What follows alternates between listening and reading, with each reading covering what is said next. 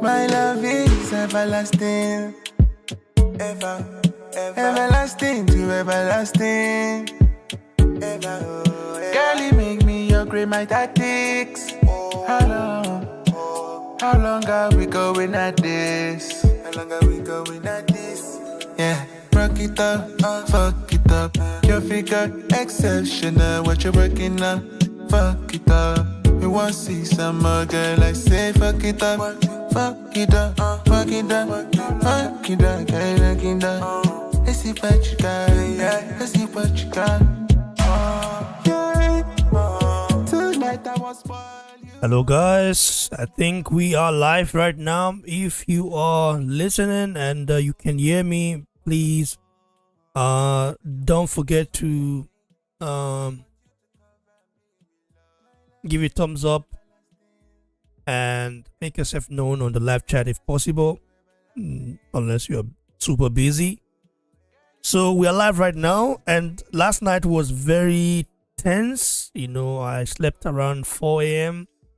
had to wake up 8, go ready for work, just go back in not long ago, and I said, listen, I have to go live and talk about this. By the way, DAZN basically removed my video.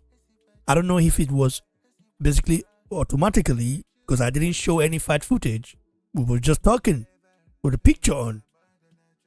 I made a complaint and somehow it got rejected. I'm just a little bit confused. How did it get rejected? How was my appeal rejected if I didn't show any fight footage? I was just talking. So it's very, very tricky, and I don't like that. I don't know who to contact.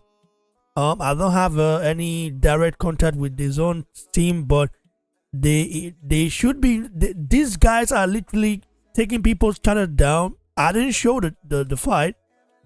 I mean, I've got to have to do something about it. I have to go further about it, because you don't give me copyright strike for not even doing anything.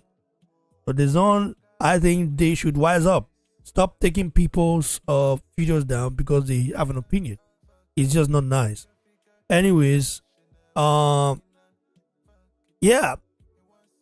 Usyk did the basically not impossible, because we knew he's that good basically, but it got the job done. He's not a 27th heavyweight undisputed champion, 27th undisputed champion basically.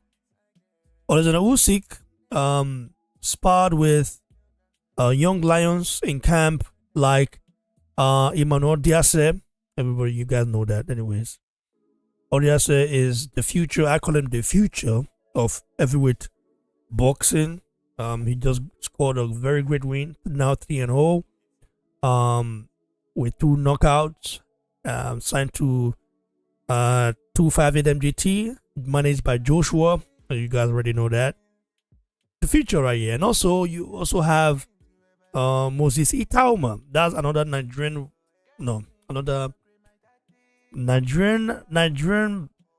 Slovakian. I don't know how to say it. I think Itauma hasn't claimed Nigeria yet, so I don't want to be putting labels on people that don't claim where we're from. So I know Eldase is a very proud Nigerian descent. Part of Nigerian descent. He's very proud of it. Despite being half German, anyways. Now, yeah, the fight was great. Usyk, the hard work, the labor, the dedication, everything he put in was paid off basically. I still stand. My decision yesterday was okay. I think the fight should have been a draw. I don't think Fury won at all. I don't think it was a robbery. I saw a split draw. Some people even believe that Fury won. For example, Blue Law Sports TV. I watched his video, one of his videos. He basically, on his scorecard, Fury won. It's very interesting the way he scored the fight, and how he saw some rounds, because some rounds were swing rounds. In my opinion, I'm saying okay, maybe it should have been a split decision. However, I don't think Fury won. A draw. I saw that fight as a draw, but Fury right now, things are getting very interesting right now because Fury has suffered concussion. Basically, the guy forgot that we are in May. He wished us all happy birthday in May. That's a sign of concussion, and the rematch is not being talked about. Even Frank Warren right now, I just watched a clip. Frank Warren is not even sure about the rematch anymore. So it means, had it been Fury 1, it is 100% certain he would have retired immediately. So maybe it's a good thing that he win. Maybe because Usyk, I know, will always keep to his word. This guy is very professional. He always stick to his word. He never changed anything. That's why sometimes I'm looking at like, damn, I'm glad Usyk won because had it been Fury 1, he would probably retire right now, and he wouldn't give Usyk a rematch. He would try to find a way to always not give the guy a rematch. Emma, Tom, are you with me, brother? Yes, my guy, I'm right here, my brother.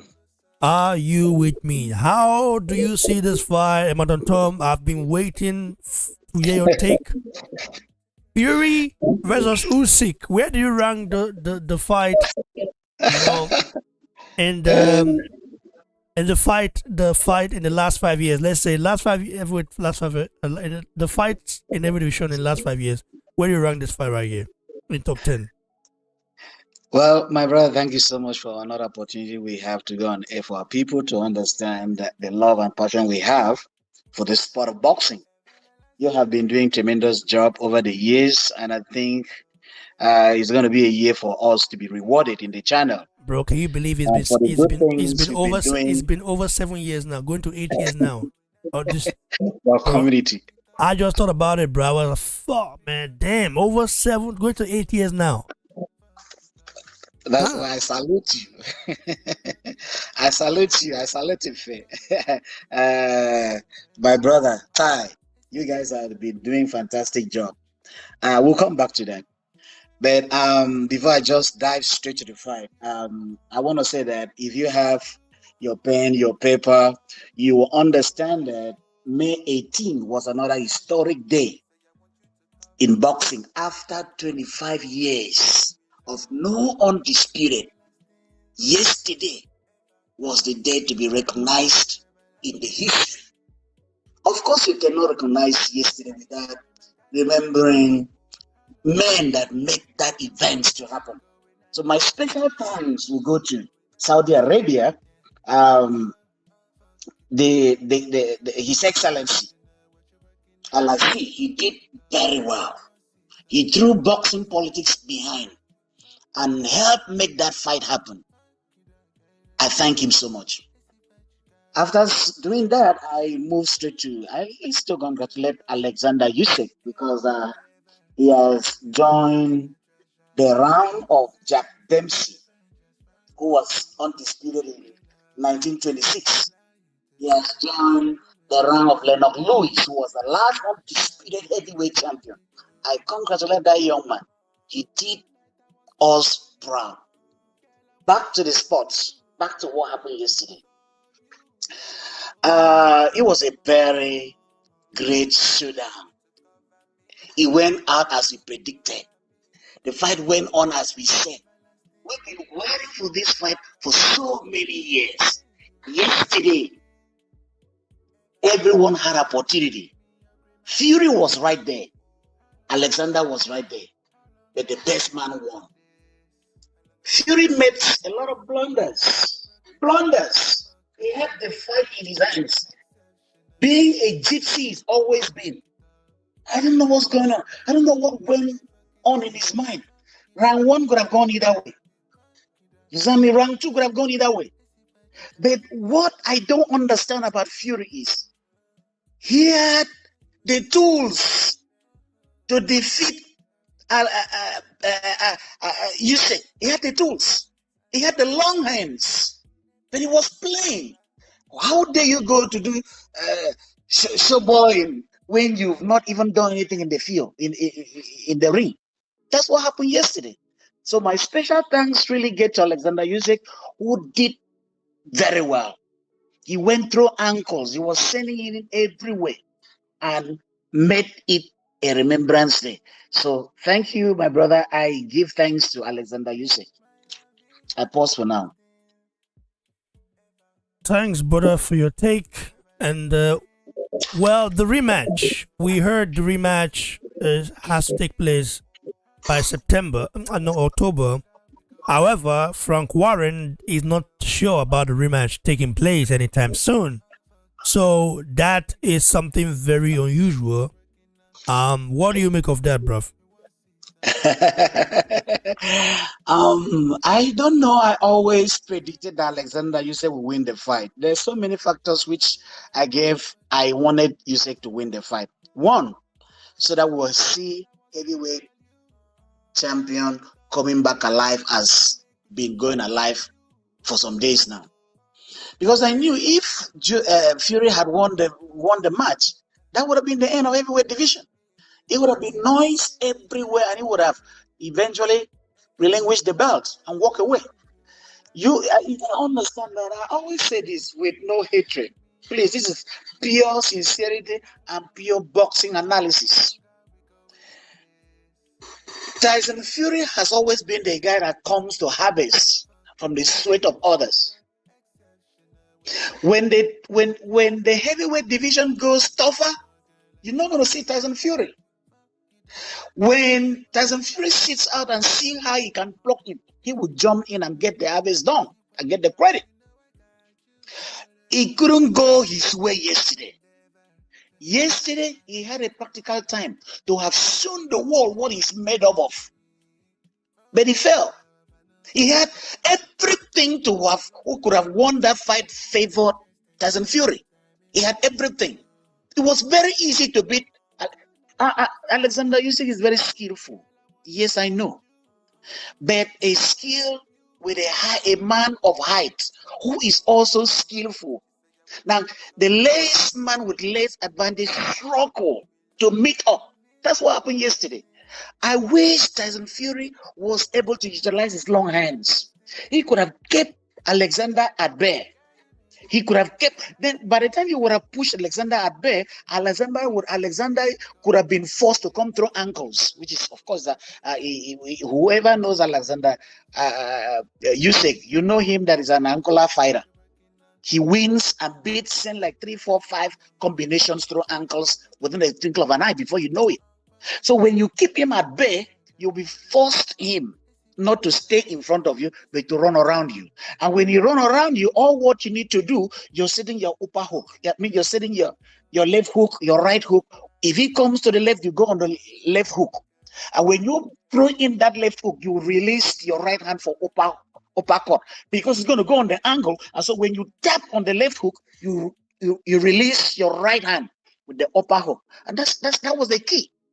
And then you keep him at bay, keep him at bay, keep him at bay, keep him at bay. But who thinks you're going to win a fight with Usyk fighting backward, which is what Fury did? So that's what really happened. So he was, look, the fight probably could have finished in round 9. Yes, he has to recover. Both the fighters, they gave their best. They have to recover before they talk about rematch. And there's something I want us to talk about. I wanted to discuss with you about a rematch, which we will discuss that maybe some other time. Let me not dive in today.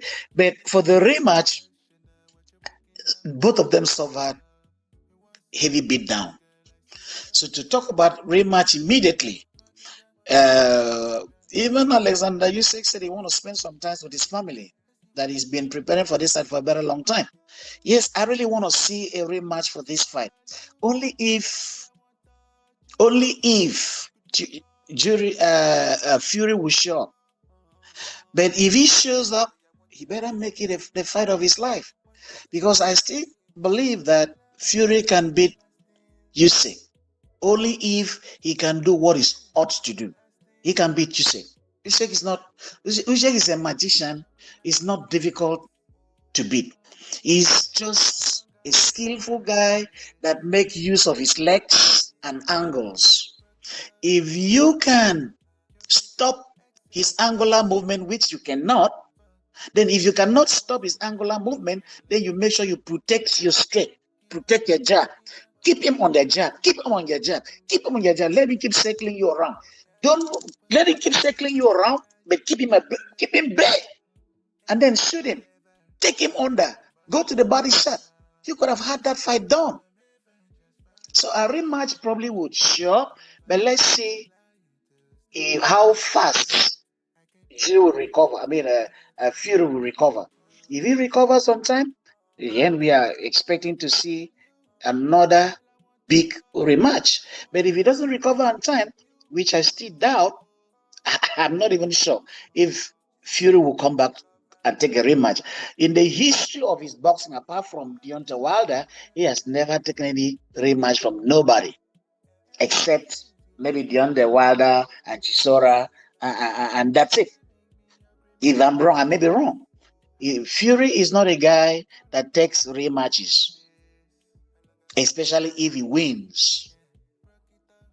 Unless he wins you and 100% sure he's going to beat you again, he will take a rematch from you. The good thing was, if he had won that fight yesterday, that could have been another burial for heavyweight division. Because heavyweight division, I don't think in the next 3-4 years, you would have had anything undisputed being discussed. My brother. Yeah.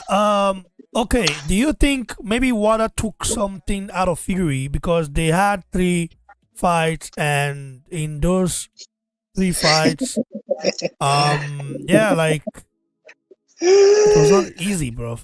Here we go again on this talk. These guys, Wilder, Fury, are the laziest heavyweight boxers we've ever had in the history to come.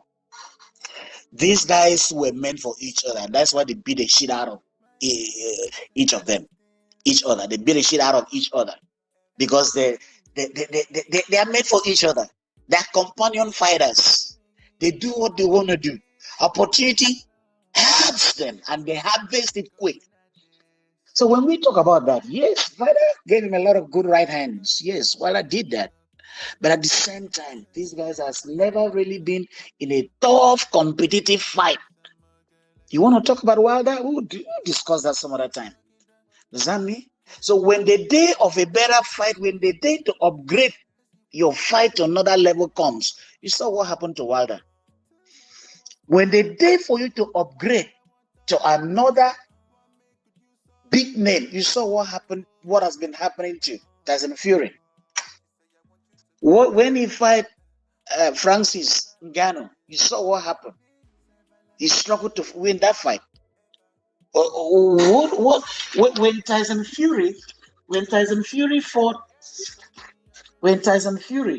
fought Otto Wallens. Can you remember that fight in 2014 when he fought Otto Wallens? He struggled before the victory was handed over to him. The fight should have been stopped. And who is Otto Wallens in the first place? We rank fighters. You understand me?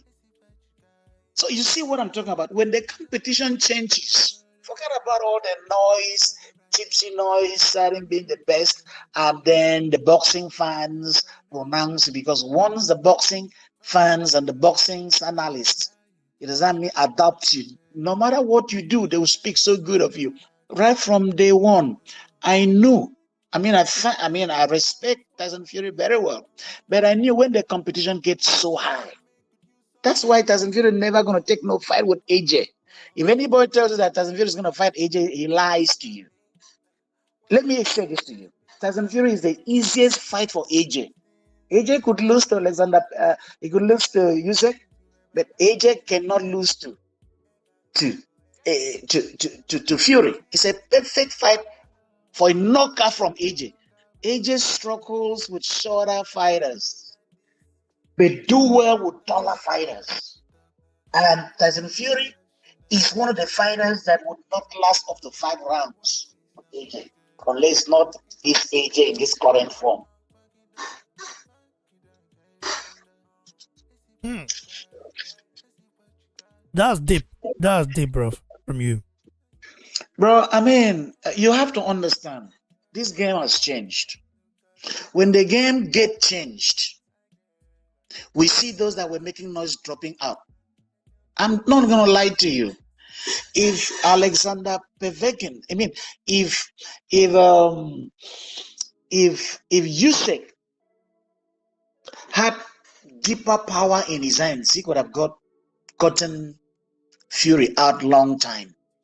I mean, with the height of Tyson Fury, which I respect, it's very difficult to see heavyweight of that class moves the way he moves. I respect him for that. He moves like a lightweight. He moves in a better way. But when he moves, as he moves, you understand that he becomes lighter. That when you hit him, he can fall down. I need to understand that. Okay? So if Usyk had more power, you could have gotten him out long time. And if Tyson Fury has utilized his talents to his full potential, he was enjoying there anyway. I mean, he was enjoying. That was showboy. He was enjoying. I mean, I respect that. But that fight slipped off his hands. He had all the tools to have defeated. Did you see that every time Alexander, every time Gypsy King Fury was sending out jab, did you see how uncomfortable Usyk was when he was sending out straight jabs, keeping Fury, keeping Usyk at bay. Did you see how uncomfortable he was? He was uncomfortable, but he failed to follow up. If he had done that steadily, I don't know what his trainers did with him. They could have let him understood that they could have really watched they could have really watched Usyk's fight and understand Usyk moves around in circles. He moves around in circles and then take a spot to blindfold you, which is what he did to AJ. And he's very fast with his hands. He's fast with his movement. So in order for you not to bring him, don't let him enter your range. Keep him out of your range completely. But you gotta be busy because what Usyk, I know, could be busy for the entire fight. You gotta stay busy and don't slack. Keep him all the time out of your range and then punish him. Bro, did you not see how Lennox Lewis fought the Vitua? Can you remember that fight? He kept him at bay. Go back and see how Lennox Lewis fought David Tua. Watch how Lennox Lewis fought Shannon Briggs. Let's go, champ. When the champ was trying to did something that intimidated his reign, he started punishing him until he kicked him out in either round 5 or round 6. The same thing, he punished David Tua David Tua had success in the first round. After first round, Lennox Lewis punished him. That's what Fury could have done yesterday. Fury could have punished Usyk, but he failed to utilize the skills. Yeah, hello? Are we there? Yeah, but I'm listening. Yeah, he failed to utilize the skills. He had everything in his hands. Bro, what are we saying here? I still thank him being 6'9" and almost 280, 90 pounds, and then moves the way he moves is something I respect him. But this is boxing, bro. There's no sympathy in boxing. This is money. How much money did he make yesterday? Millions of dollars. So when you make millions of dollars and you want me to sit down here and be sympathetic of you, bro, this is boxing, bro. This is boxing. You are here to entertain us. You are here because you are the best in the world. How dare you walk in and start playing? Start playing. Bro, you want me to shed tears? How would Fury step in there and then start playing? Start putting his hands behind him, jumping him when you are behind in the scorecard? Bro, that was a joke. I don't think I will see him come back for a rematch anytime soon.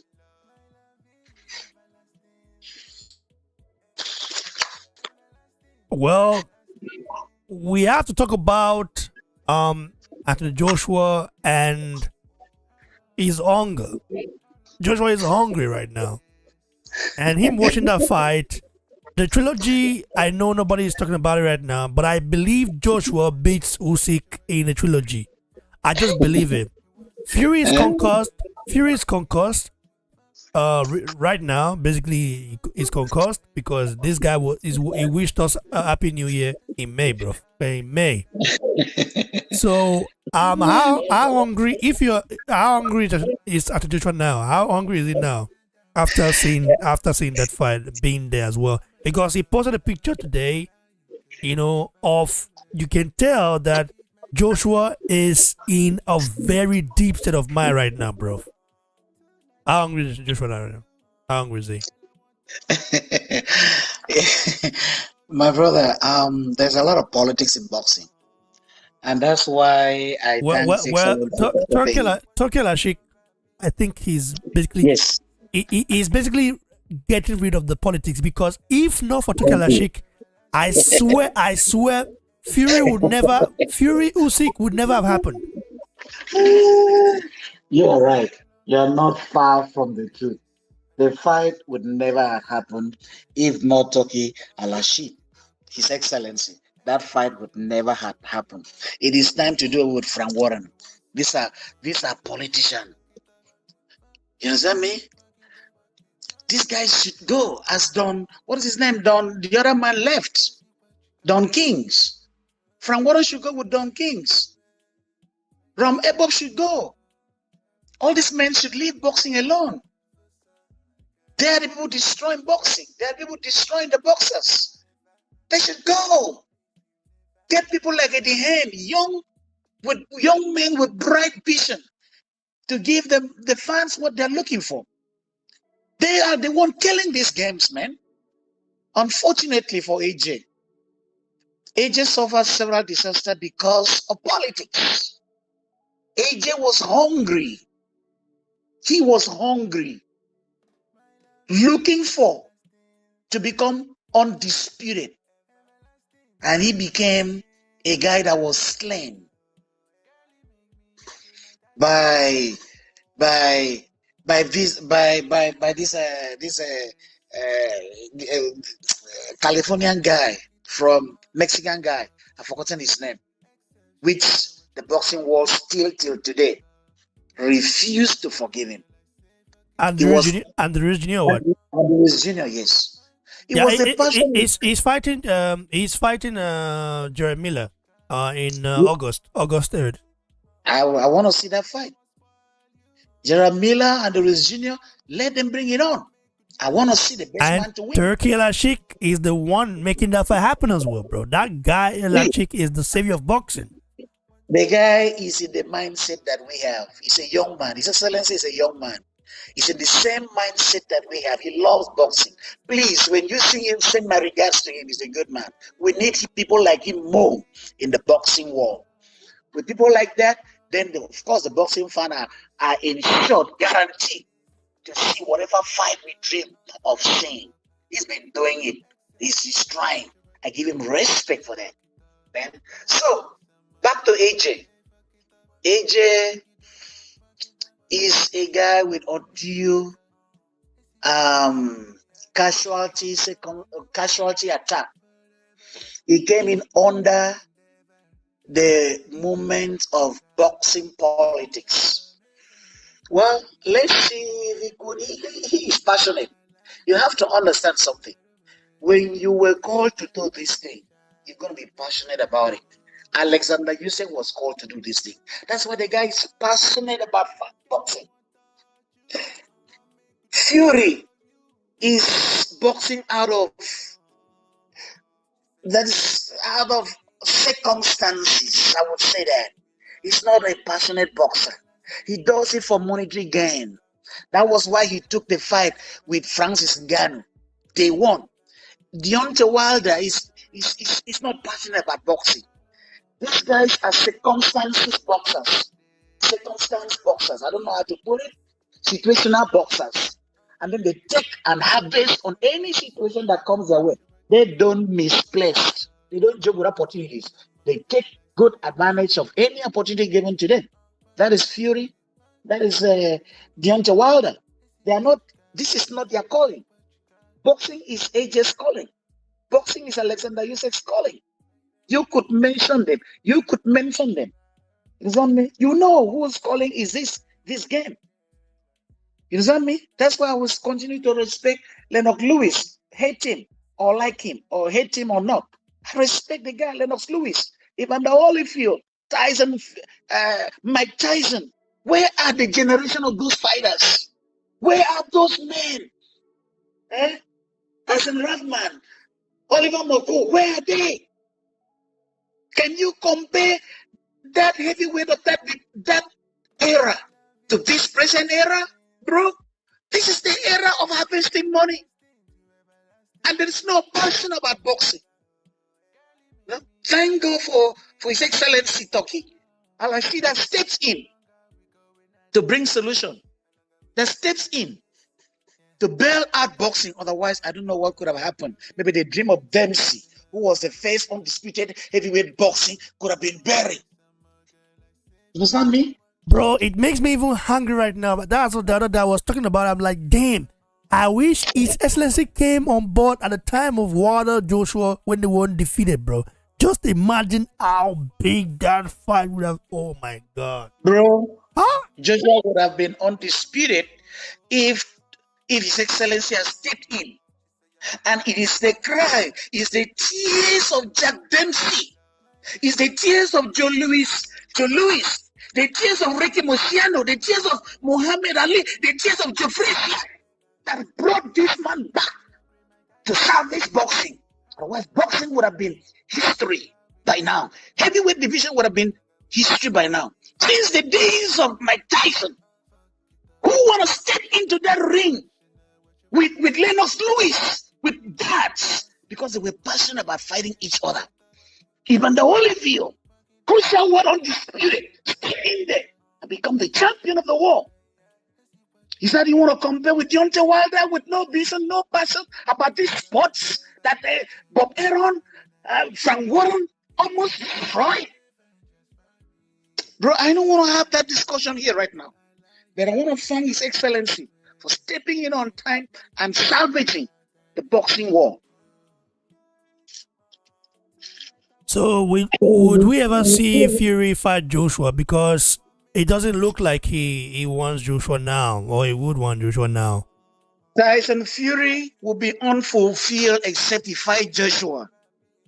If he likes, let him disappear as he always.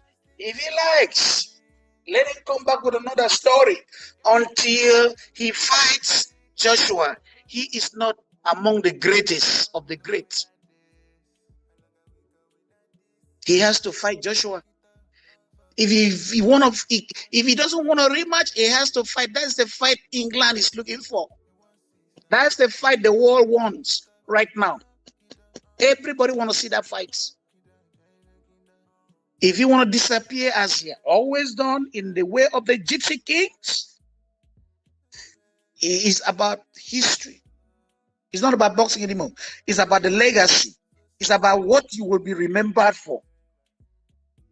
The greatest fights that you partook, fight that united the whole world.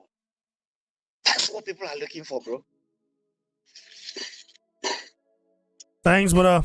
I do appreciate your take on this. I can't wait for the two-time unified heavyweight king of the universe, Joshua, to reclaim. I think Joshua will become undisputed. I just see it because his highs, bro. He's hungry, bro. He will be undisputed. I assure you right now, he will be undisputed. My brother, I don't want to say this. Maybe that's another tape entirely. But I want you to understand that Anthony Joshua has always been the guy that salvaged the heavyweight division. Even the last remedy of Anthony Joshua to heavyweight division was when Frank Ngannou almost dethroned Tyson Fury, Anthony Joshua stepped up and kept the heavyweight division intact. That was a rescue mission.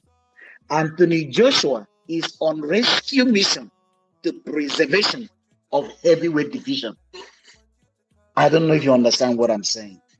Explain further, bro. There was no noise in the heavyweight division. Bro, have you forgotten how Deontay Wilder held on the WBA belts for a very long time? And then Joshua was the guy that went around collecting all the belts from Martin to Charles Martin to Parker.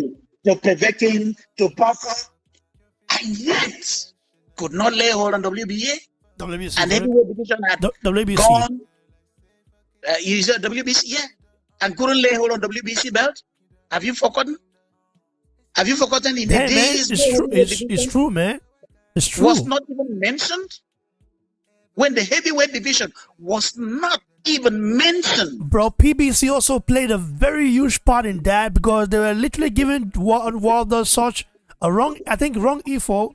Because how come Wilder now sees PBC or some of as he said that he was betrayed in a way that he was taken advantage of and money was stolen from him in a way.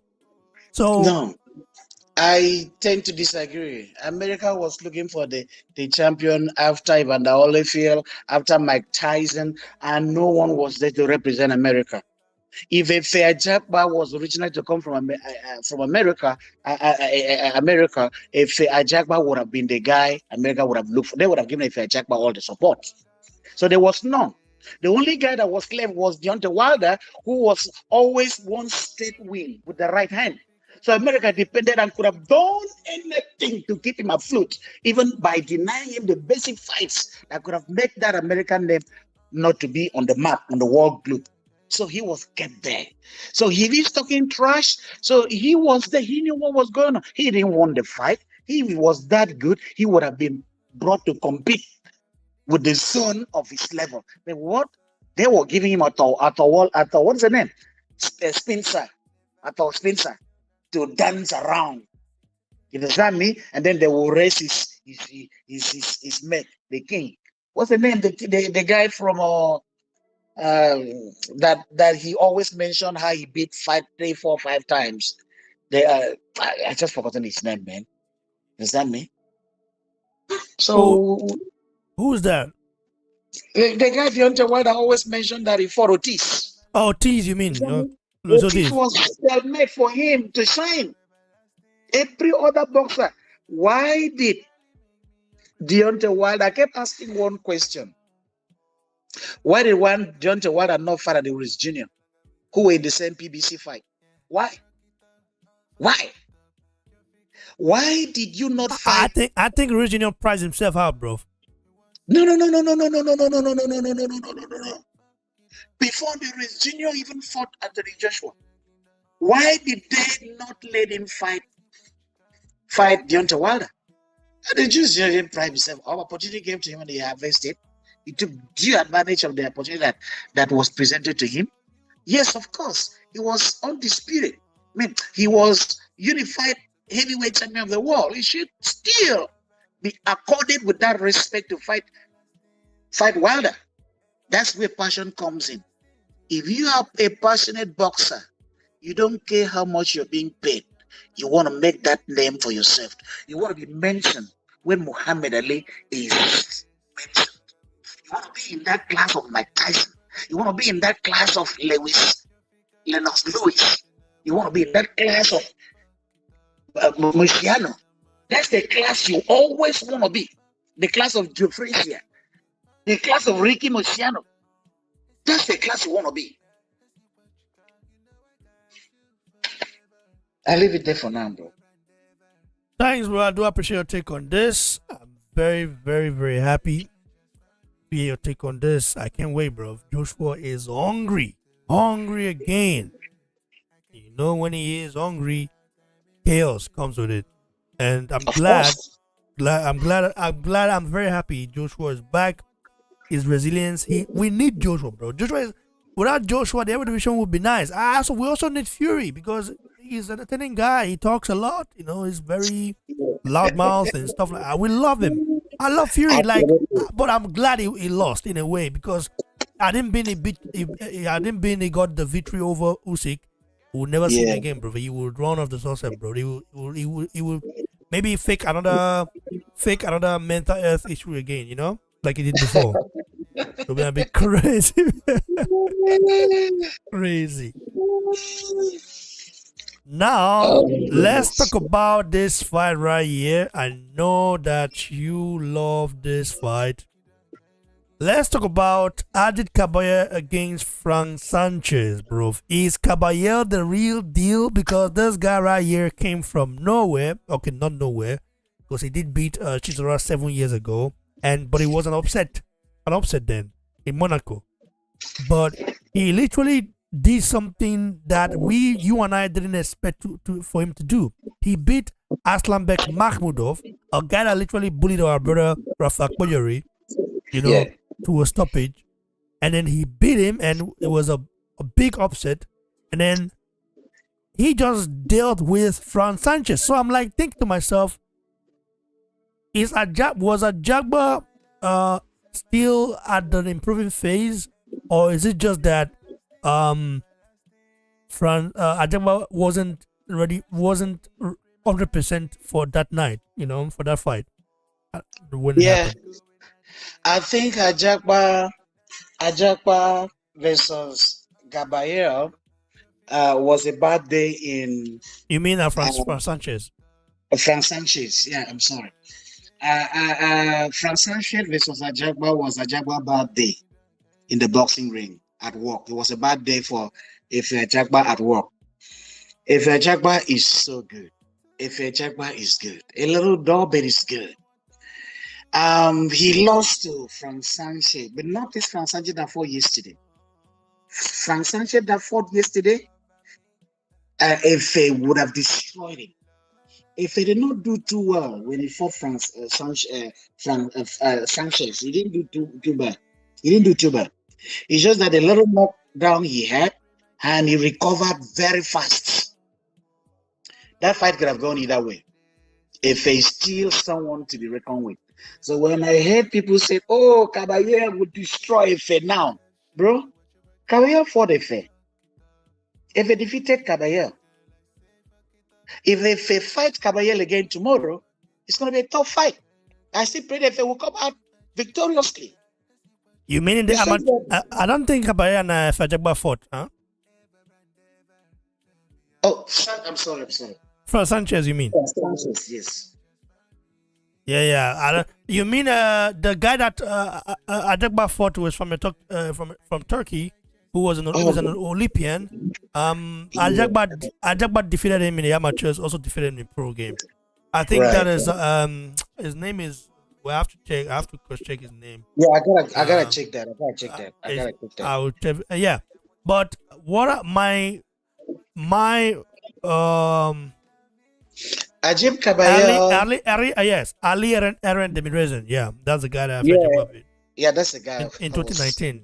Yeah, he, and funny enough, Ali Aaron Demirezin was 11-0 then, and now he's 17. He's 17 wins in, and with that one loss to Ajagba, he just defeated Adam Konaki. He beat Kevin Johnson. He knocked out Gerald Washington. He knocked out Nikola Milasic. He knocked out he beat Kamil Sokolowski.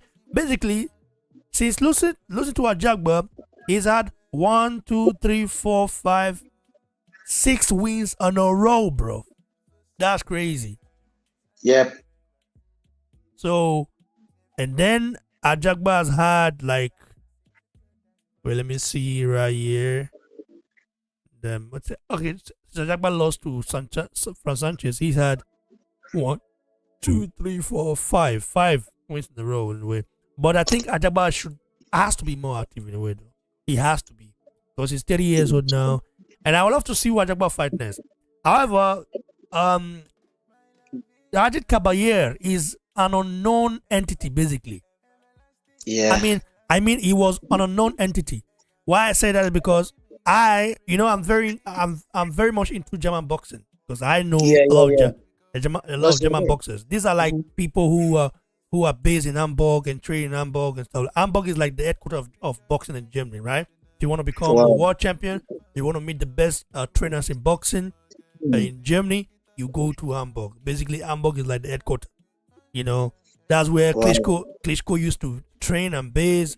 And then he also had a camp in Austria, like a military camp in a way where they trained. But Hamburg, Klitschko trained out of Hamburg then Hmm. when he was dominating the heavy division. He trained out Yeah. of Hamburg. So that's where he lives in. I think he lived in Germany. I don't know if he's live in Germany now. I think he's in Ukraine now, but he lived in Germany Hmm. now. In Germany then, and all most of his fight happened in Germany. So Hamburg are breeding a lot of heavyweights, in the future. Even Emmanuel Diaz also trained in basically from that crop, you know. Hmm. So all Diaz is on the way. You have Kabiru as well. Peter Kabiru. I don't think I've not seen his fight ever since. Man, what happened to Kabiru?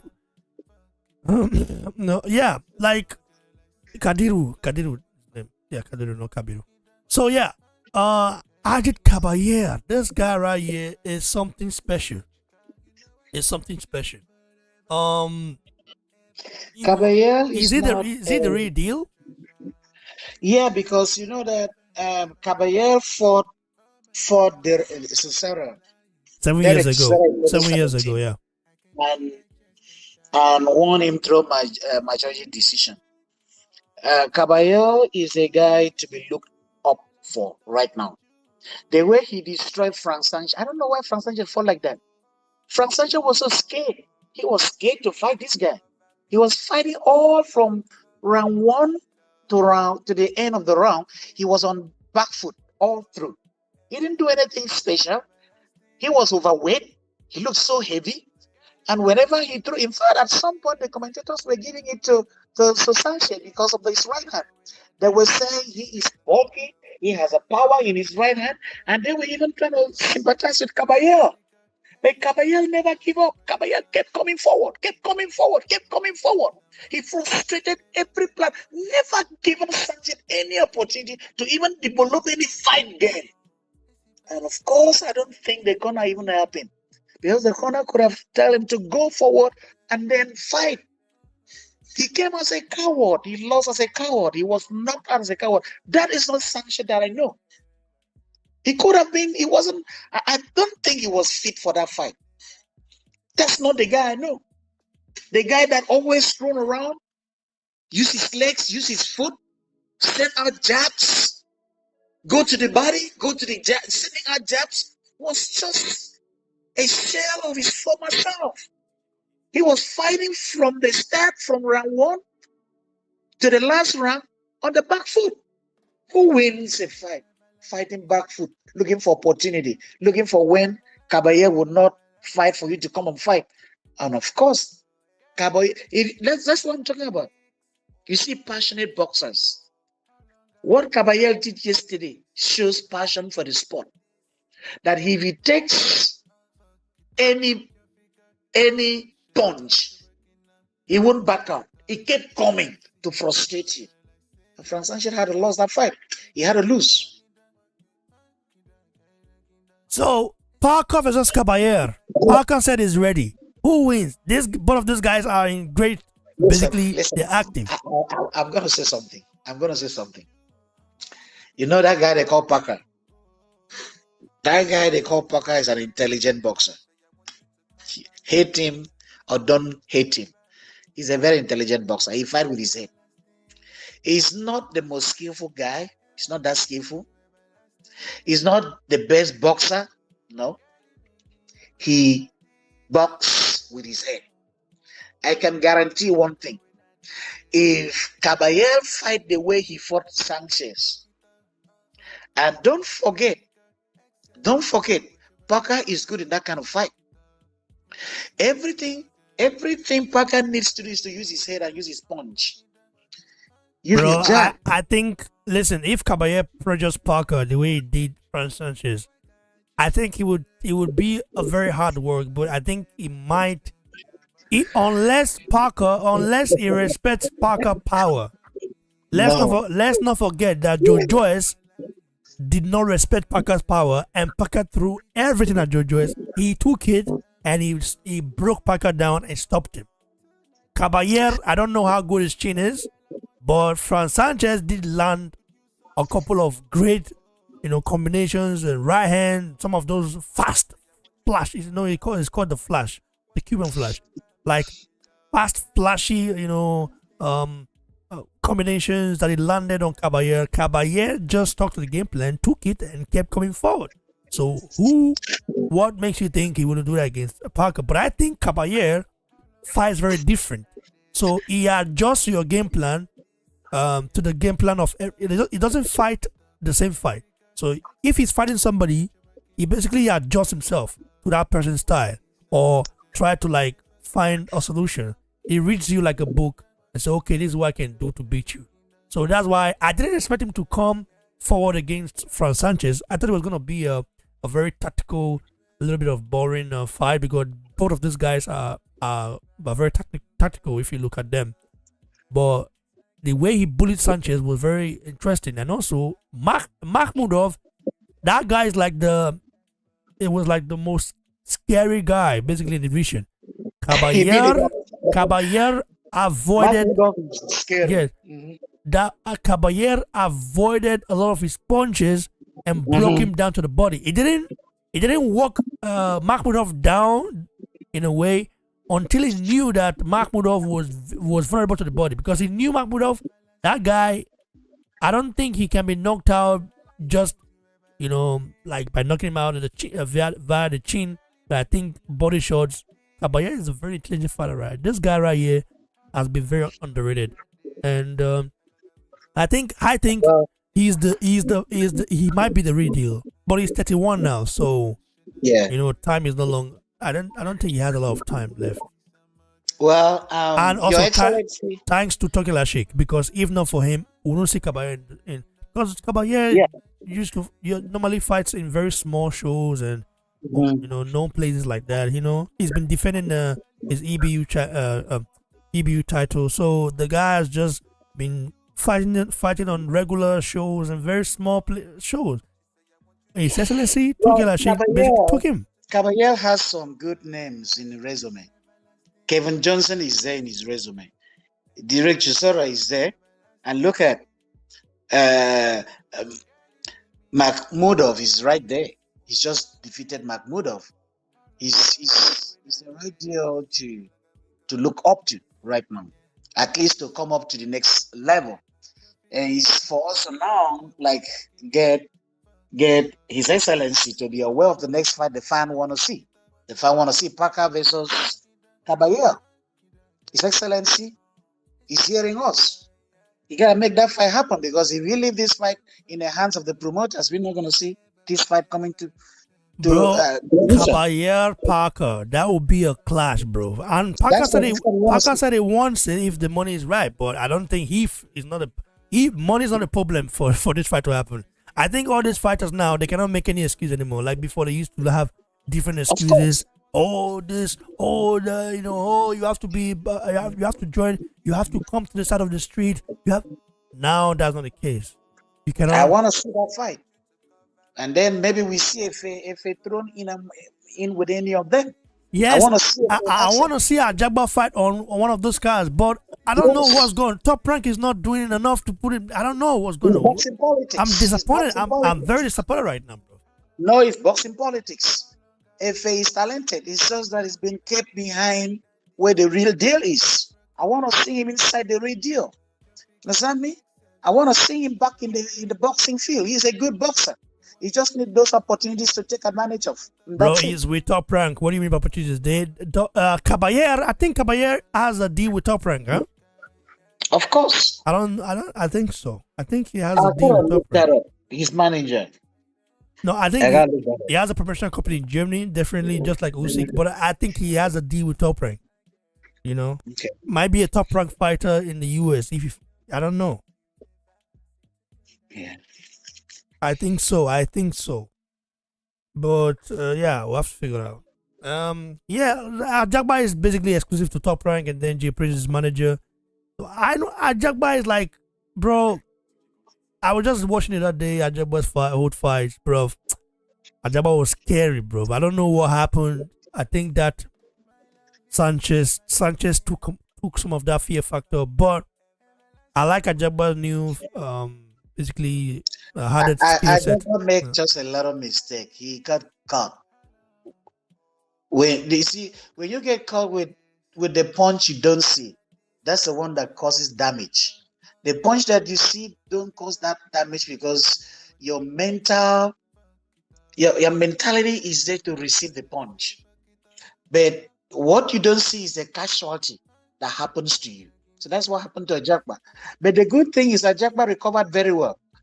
You know, Ajakba recovered very well. That fight, I still believe, if Ajakba didn't go down on that fight with his knee, which, I mean, Ajakba, he could have gone either way.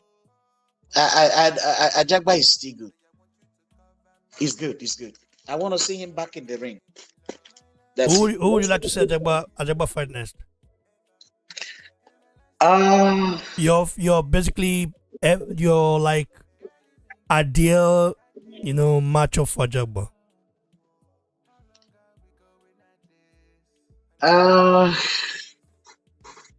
Right now we'll look into that.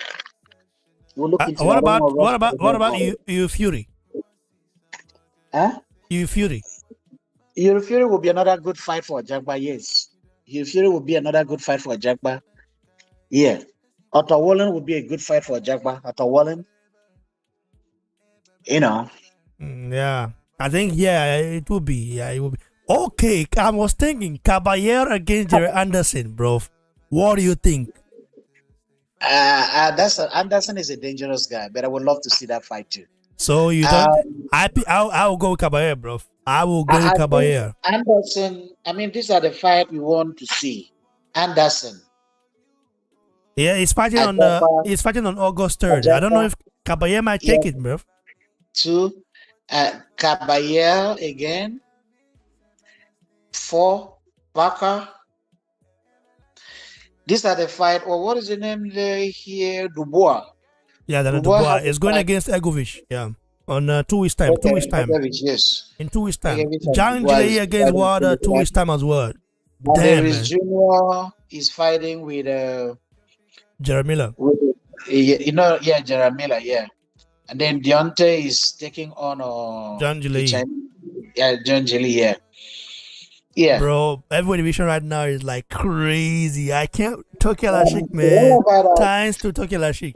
We can just. What about this guy? I want to see this guy back in action. That lost to the Chinese guy. This Nigerian guy. What is his name? That based in Europe. Who's that? Oh gosh. Is he heavyweight or cruiserweight? Heavyweight that just lost to Chang twice. To what? To who? To Chang, the Chinese guy. Joe Joyce. Joe Joyce. I want to see Joe Joyce back in action. Bro, he had a fight recently. He came back, a comeback fight, stopped the guy, and Joe Joyce remained the only guy to stop Parker, basically to stop him.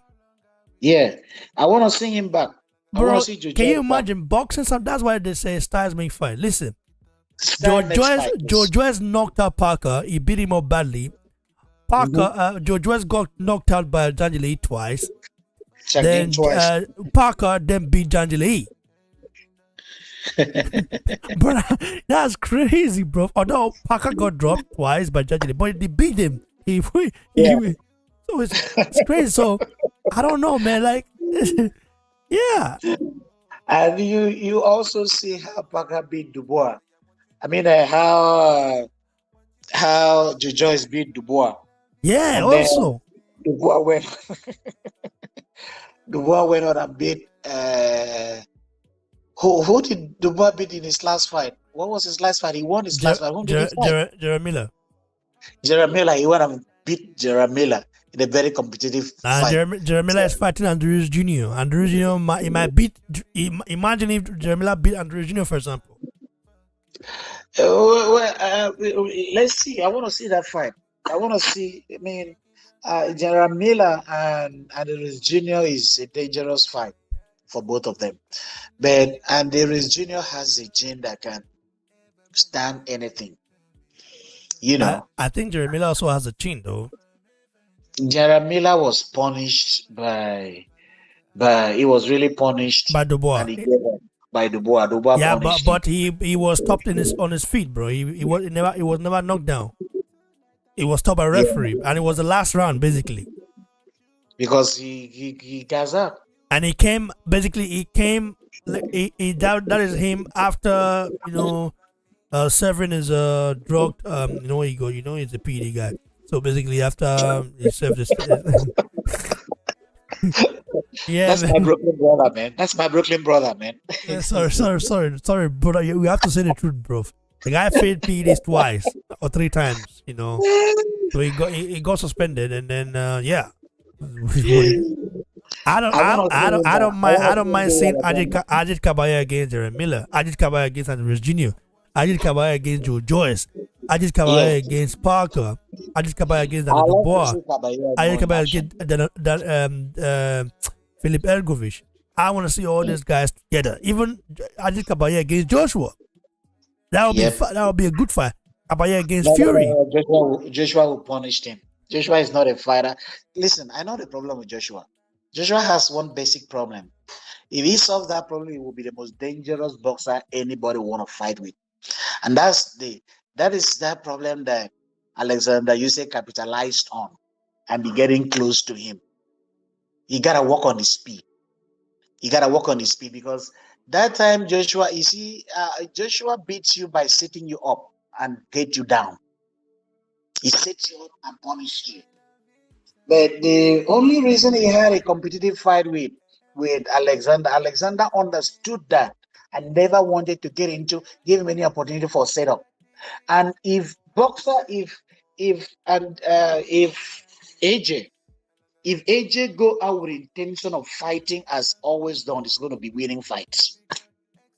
I know what I mean. I will explain.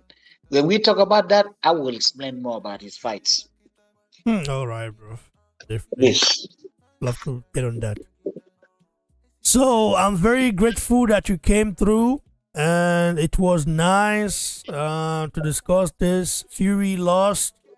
Okay. I need to hear your take on this. John Fury, proud before the fight, and him headbutting a young kid like that, and the antics, bro. What's your take on John Fury? John Fury's antics. You have to understand that John Fury is a way of gypsy. That's the lineage of Tyson Fury. John Fury is the father of Tyson Fury. That is the lineage of the gypsy king. The gypsy manipulates you through ways of intimidation. Gypsy will come to you when you're down. They will send you signal that you get scared and will run before they even appear. But when you stand up to them, they back out and they will not come back to you until when you are almost getting down. Those are the ways of the gypsy. You see how he had bought that guy and he ended up being the casualty. He suffered the casualty. So if you wouldn't see that he was the one that had bought the guy, you would not have understood what happened. So that's what happened. He's the word of the gypsy. So my take, he got what he deserved. Man, I like Fury though, John Fury. Like I think we need listen, we need people. The reason why I want Wilder to come back stronger, because his character is, imagine Wilder's character for this in every division. Like imagine the character of Wilder, Fury, Joshua. But Joshua Joshua is the calmest former champion basically among the three, right? Wilder is very, very, very like like it's outspoken. Fury is bipolar, and then wishing us happy new year in May. all those things, bro. Like, yeah, man. So we need these characters, bro. We need all of them. They are useful in different ways. Joshua is more like a role model to other younger boxers, other other guys with passion to any field of their choice. Then yes, Joshua will be a good role model.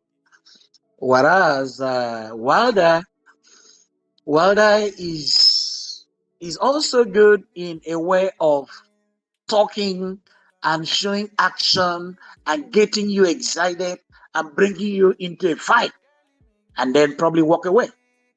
Same with Tyson Fury.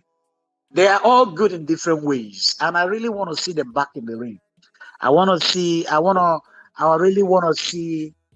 I really want to see Wilder coming out successfully against and Zhang. Yeah, Jilly Zhang. I really want to see him come out on top because I want to see more of him again. Same like Fury. I hope Fury don't throw in the towel because he might likely throw in the towel. I hope he doesn't. But if he does, good luck. He did good.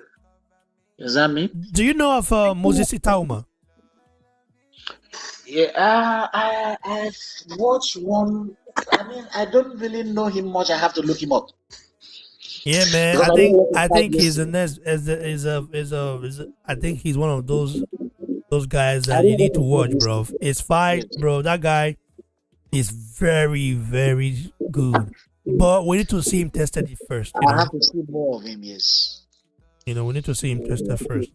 I don't know if you watched the Joshua Wahab Shabalin fight. Yes, I watched the fight.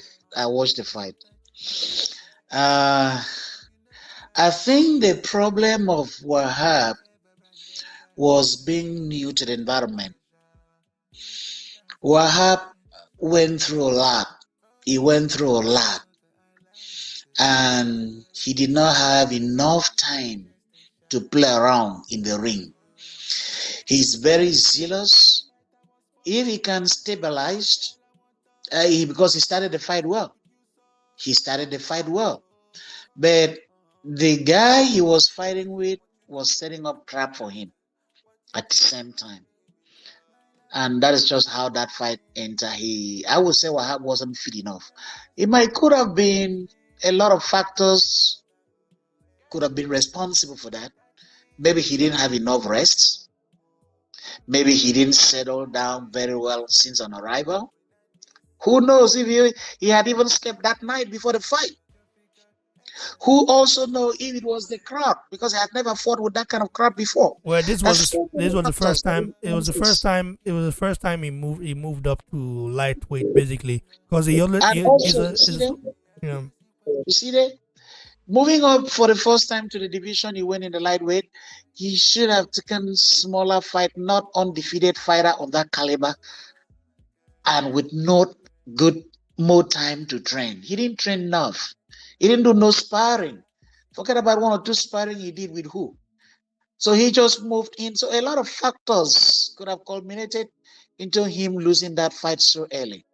But I wish he comes back good and stronger. I wish him luck. I think in his next fight, he stays around, he will do well. Yes. Yeah, man. I was pretty sad because Wahab is the guy is so. He went through a lot, man. I didn't blame him. I'm just here to support him. He's been through a lot. I understood everything he had to go through in order for him to even show up for that fight. His name was added at the last minute. I'm not sure he had up to a month to prepare for that fight. I'm not sure. No, didn't. He didn't have a lot of time to prepare for it. And the sparring you have, he trained majorly in Ghana. So he's sparring people that are not like experienced like that, Exposure could have played a significant role for him losing that fight so early. He came in, how was his flight? And how was his journey trip to Saudi Arabia? And where did he train? Did he get acclimatized to the environment? There's so many factors that could have happened to him. And he became lighter in the field. in the ring. He became lighter. He could have been under pressure from the environment. Environmental conditions could have played a significant factor. That place is very hot. You know, there's so many factors that happened to him. He could bounce back. I'm pretty sure he will bounce back and he will do very well. I stand to support him, my brother. Let's support him. I mean, I would definitely support him, bro. I know it's Johnny. You remember it's Johnny. Absolutely. You know it's Johnny, bro. You know he was there. So that's why it's very personal for me, bro. To get to where he is, he's not going to give up like that. Yes. Yeah, man, it's crazy. My old Joe is with us right now. My old Joe, how you doing, bro? Yeah. Oh, what did you say? My old Joe, I think he's with us. Yeah. Yeah. My old Joe, Yes. can you hear me? I think you have to unmute, bro. Yeah. My old Joe, yeah, I don't know, man. I think he is not here. He's here with us, but I'm okay. here, bro. All right. How you doing, bro? My old Joe. I'm good, my brother, man. My friend Tom, how are you doing, bro? It's been a while. Good to have you in the house, man. Thank you for all you guys have been doing, man. You guys are doing a phenomenal job, man. You're doing good. Boss. Yeah, you show up when I'm absent, man. You guys are doing very well. I salute you all. Yeah, man. Now, Joe, Fury rematch against Usyk may not happen. How are you feeling? How am I feeling about it? It's not gonna happen. It's not gonna happen. after suffering that kind of beating and concussion, you think Fury wants to go back in there? You know? Remember how long it took for Fury to even take this fight in the first place. He did everything possible under the sun to not take this fight. Hold on, Marjo. I think Amatom. Yeah. I think you have to mute why you talk, because I think hear the echo. It's echoing some. Yeah. Okay, now it's better. Yeah, I think your background. Yeah, Marjo. Yeah. No, I was basically saying that the rematch is not going to happen. It obviously took Fury, the Saudis, to come into the picture and offer them a whole lot of money before accepting the fight. Otherwise, Fury wouldn't have fought Usyk. You know, he would have continued to claim that he's the best heavyweight of this era. He would have continued to claim that he's the best heavyweight of all time. He would have continued with his lies and his fabrications. But obviously, when the Saudis came in and the way people turned against Fury, there was a massive backlash against him. Massive backlash. He lost a lot of fans. His reputation was in the.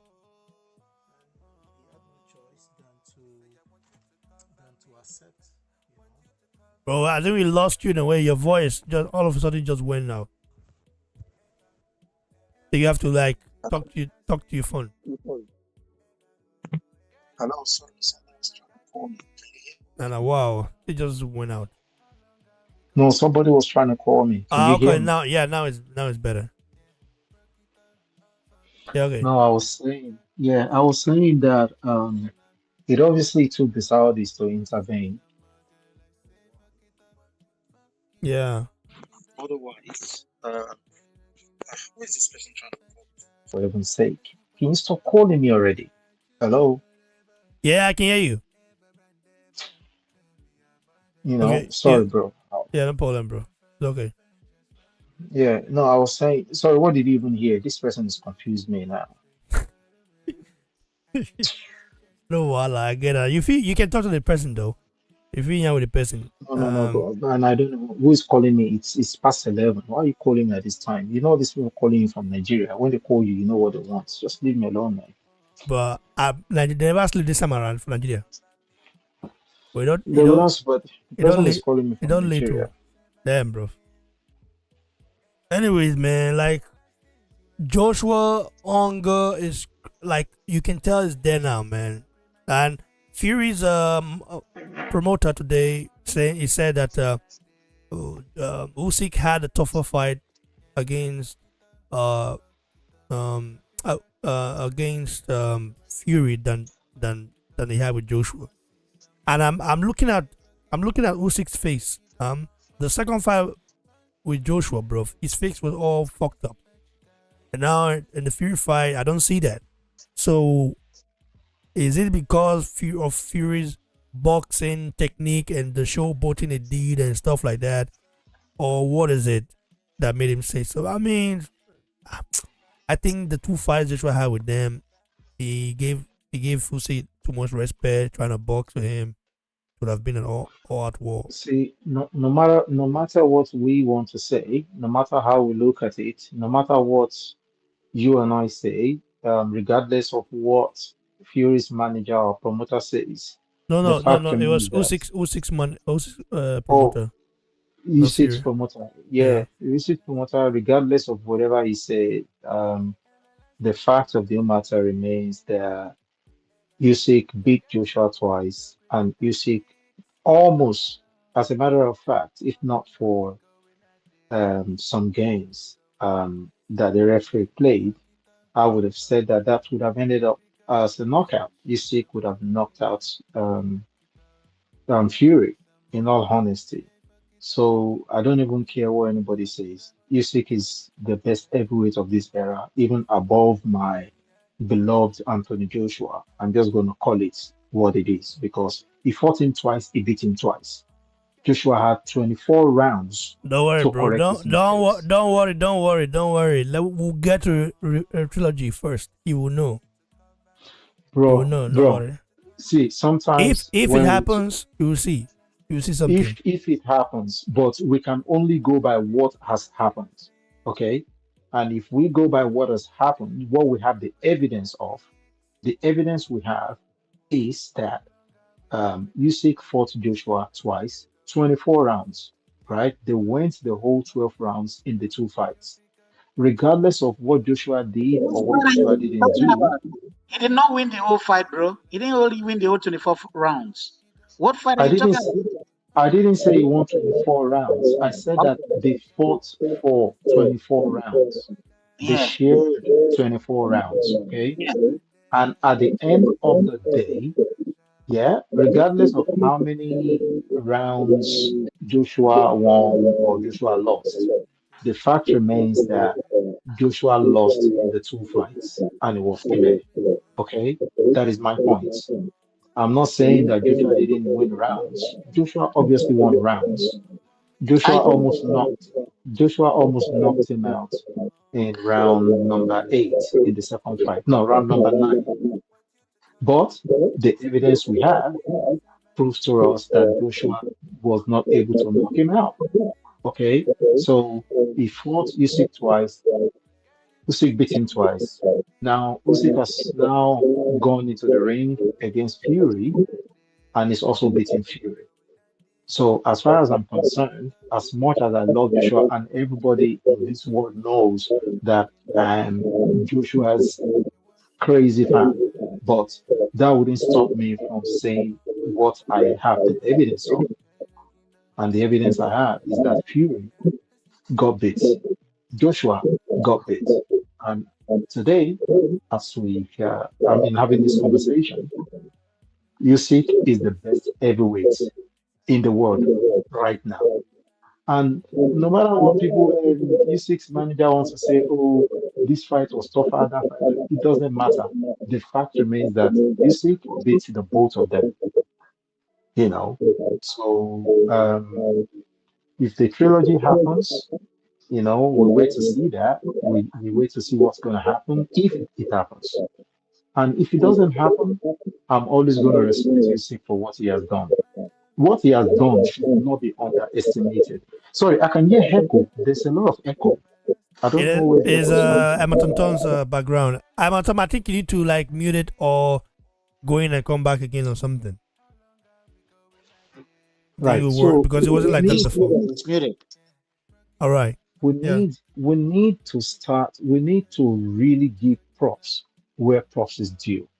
And I am not going to let my bias stand in the way giving Usyk his props. This guy is a bad, bad man. Usyk is a bad man. Come on, you're talking about a guy who was a cruiserweight. As a matter of fact, he started as a middleweight. Let's look at that. Okay, let's go back in history. He started as a middleweight, did all the things he did as a middleweight. Yeah, then moved up to cruiserweight, won Olympic gold, won the boxing super series, won the world championships, became undisputed as a cruiserweight. Okay, let that sink in for a minute. And this same guy came up to heavyweight. Nobody gave him a serious chance. I personally didn't give him a serious chance. That how are you going to come into this new division? You're a middleweight. I mean, you're a cruiserweight, and it's not the biggest cruiserweight either. You're only about 6'3". You're going to go in there against a powerful guy like AJ, 6'7", strong, powerful. Yeah, you're going to go up against that guy. How are you going to do it? It's impossible. And AJ himself is an Olympic gold medalist. So I did not give him a chance, and nobody did. I remember we had these conversations when he wanted to fight AJ the first time. I predicted a 7 round knockout, that AJ would knock him out by the seventh round. Okay. And AJ went in there with the wrong game plan. He got beat. In the second fight, I was like, no, AJ is back. AJ is going to do it this time. And AJ tried his best. People keep saying, all you have to do is just put it on Usyk. Go in there and put it on him. You think it's that easy to put it on him? It is not easy. This guy's movement is crazy. It is crazy. I was watching some interviews with Tony Belly, and Tony Belly said that the mental stress that Usyk puts on you because of his movements, you get confused when you're in there. When you're before going into a fight against Usyk, you would have all your plans. Oh, when I get there, this is what I'm going to do. I'm going to rush him. I'm going to put it on him. He said, but the reality is, when you get into the ring with him, this guy's movement is so fast, he doesn't stop throwing, he doesn't stop moving, it confuses you. And you and I know that heavyweight fighters are not that quick. They are more of power and techniques. But in terms of speed, movement, and agility, they don't really have it. They have power, they have technique on how they deliver their power. But with Usyk, he hasn't got too much power. Okay, one punch knockout, but he has got some pop. He has got some pop because he stunned AJ in the first and the second fight. Yeah, he stunned Chisora. Yeah, he almost knocked Fury out. When are we going to give him his 100% due, 100% Bro, I credit? think I And think I think for Usyk to become an all-time great, to be in the list of an all like he's an all-time great fighter. But listen, I'll tell you right now, bro. mhm. Klitschko, I believe, did more for heavyweight boxing than Usyk. Klitschko was undefeated for a decade, bro. I think Usyk need to go on such run, but Bro, he's too old for that. bro, bro, I am not talking about Klitschko. Klitschko had his time, in his own era. The Yeah, heavyweight division was quite. but you cannot beat Fury and Let, Joshua, and you don't beat the other guys bro, coming on, let and me you say let me finish, man. you rule the Bro, heavyweight bro, division, bro. bro. That's not a work, bro. Let us give this guy his I full am credit, giving him his full please. credit. I'm saying that, like, I this is am not what even. so this is why I I'm am not. saying, I am not comparing him with Klitschko. I am not comparing him to anyone right now. We are talking about what um, Usyk has done in this generation. I am not comparing him. I am not going back in time. I am not even talking about all-time great at the moment. I am talking about what this guy has done right now. Okay, he's 37 years old. We're not going to expect him to go on a 10-year run. He can't even go on a 2-year run, in all honesty. He can't. He cannot go on a 2-year run right now. He's already 37. He came up to the heavyweight division at the age of 34. Okay, and he has done 3 years as an heavyweight. He's 37 now. When Klitschko started his run, Klitschko was just about 30 years old, or just under 30 years old, and he went on a long run. And yes, we'll give it to Klitschko. But Klitschko didn't start as a cruiserweight. Klitschko didn't start as a middleweight. Klitschko started as an heavyweight. He was always an heavyweight. So Klitschko would have had more opportunity to go on that run than Usyk. Okay, Usyk came from middleweight, right? Had a good run, went to cruiserweight, had a crazy, fantastic run, and now he has come to heavyweight. And so far, he has had a good run. Let us give him his props. I think I'm not intruding. I think we've understood what you're saying. I just have to interject in a little bit. The way you're saying it as if we don't give Usyk the prop that he deserved. That's not what we are talking about. Of course, you've heard us say time with that number that after we saw what Usyk did yesterday, that Usyk is the best for now. We didn't say he's all-time great because the road is still wide. Now the Usyk I saw You're, yesterday. you're saying he's not an all-time great already, going by He's still what he has gonna done he's from undisputed. cruiserweight until now. You don't think he's all-time great? What is your qualification of all-time great? Okay, I'm not interjecting. We are making discussion, but Right. we are still discussing. Now, what we are saying is, for now, Usyk has beat them all. But in the last fight, I have seen taken time and watch Usyk. Bro, to get to a point of being all-time great, you have to defend the belts. It's not one and then you retire or you don't come back. Are you considering? Hold on, bro. Hold on a second. I don't Because understand what you're saying. no, bro. Is the best. No, you coming with a deafening as if we don't give Usyk the prop he deserved. We gave him. He has it. He has beaten AJ once. But I still want you to Twice. understand. In the second fight between AJ and Usyk, it could have gone either way. What? Have you gone back to watch the What are second you, bro? Stop, please. Let's just stop that. Let's take our sentiments out of the way. What do you mean it could have gone either way? Usyk won 9 rounds. Okay, bro. Clear. When How we can you finish say that now? No. You need to go back and watch the second fight. I have watched that second fight at least 6-7 times, bro. I have Usyk, watched. apart from, bro. Let's be real. I am not. Excuse I me. am. The Usyk that fought yesterday, I'm gonna tell you, it's very easy for Usyk to be beaten. Okay, but the Usyk that fought yesterday didn't fight AJ. Please, let's take sentiment out of this. To Usyk because Usyk was underestimated, even when he was the undisputed cruiserweight champion. He was still underestimated in the heavyweight division because of his size. Bro, all I'm just trying to say, I am not. Hold on for If I will finish my point, bro. Honestly, I do want to finish my point because I do have quite a bit to say about this fight and about this guy called Usyk. Now, when you're talking about all-time greats, Ty, can you mute it? Let him finish. Okay.